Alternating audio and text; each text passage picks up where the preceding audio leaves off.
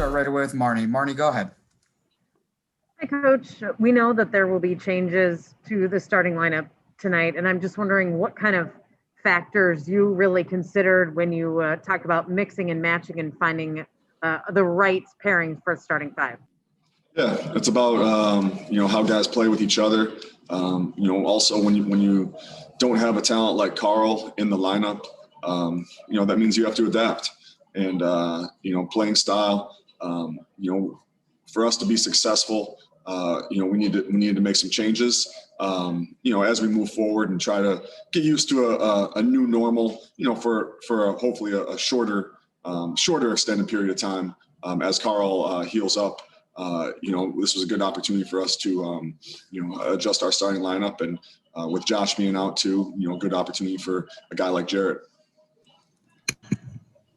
Chris, go ahead. Ryan, Kawhi is out tonight, Coach Lou just said. So I'm wondering, how does that affect your game plan at all? And when you're preparing for a team like this, not knowing if another team's one of their top players is going to play or not, how does that affect your preparation? Yeah, I mean, you prepare as if Kawhi Leonard is going to play. He's an unbelievable talent. There's a reason why he's one of the best players in this league. And, you always hope to compete against the best.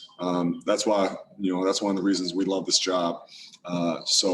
With him being out, though, it does adjust things a little bit, where maybe you don't have to commit to the ball when he's, either in a pick and roll or a post-up situation.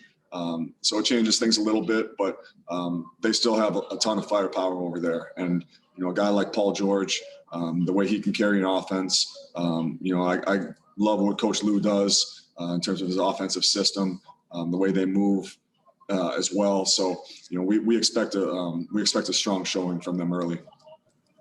John and then Jace. John, go ahead. Hey, Ryan, with Jake going to that second unit, how do you see him kind of fitting differently there? He was saying he might see a little more time at the 3 than he has been at the 4 with the starters. How do you think that might affect things and how that second unit looks? Yeah. I was surprised that got out there so fast. That's Jake, man. Usually that happens later in the night. But it's I said it earlier, but Jake, he's such a team guy, and when Jake's not touching the ball or Jake's not getting shots, that means we aren't doing a very good job moving the basketball. And with us wanting to play, hopefully play a little bit faster, allow D'Lo some more opportunities off the ball too, where he's been really successful in his career playing with another ball handler. Jake was somebody who fits well with that kind of second group. But we don't platoon where we play 5 guys, 5 starters and 5 guys coming off the bench. We mix and match. So it also gives an opportunity for J-Mac. As we have a lot of confidence in him and his ability to run a team. Jace, go ahead. We were being so dogged with our questions that Jake didn't really stand a chance. But Ryan, we talked a lot about the 9 months and not having a game and what can go into that with guys and like chemistry and getting back into a groove. But I was wondering, from maybe a positive perspective, it's very rare for a player to have 9 months for skill development anymore and just really focus on their game and working on individual things. In what ways did you see your guys, I guess, put that to good use and maybe progress their games, just having so much time to work on themselves? Yeah, no, that's a good point. And I think Jarrett Culver, early in the season, he's a good example, of somebody that, it'd be smart to continue to follow his development and progression. Because I know he, locked himself in the gym, during these 9 months. And, when he was in Minnesota, he rented a house with a gym there so that he was able to continuously work out. And, it's early, but, we see, what he's been able to do so far. And him being a defensive-minded guy as well, that has helped his development, for both ends of the floor and his ability to impact the basketball game. Last question to Dane. Dane, go ahead.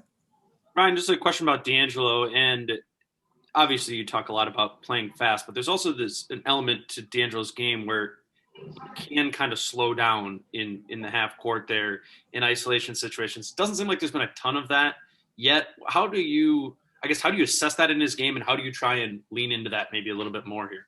Yeah, it's something that's a part of his game, and it's one of the reasons that he's a very, very good player in this league. And you know, it's one of the reasons he's an all-star caliber player. And you know, he has the unique ability to, you know, take and make tough shots, and we saw that in the Utah game, you know, off pick and rolls, but also, you know, he's making, you know, jump shots over Rudy Gobert late in the game, who's, you know, a long defender. And you know, so we'll get him in situations, you know, more as the game goes on. Game usually does slow down later, you know, with it being a tighter game. And hey, we're 3 games into this season, and you know, I like what we were able to do in those first couple. Did not like what we were able to do in this last game.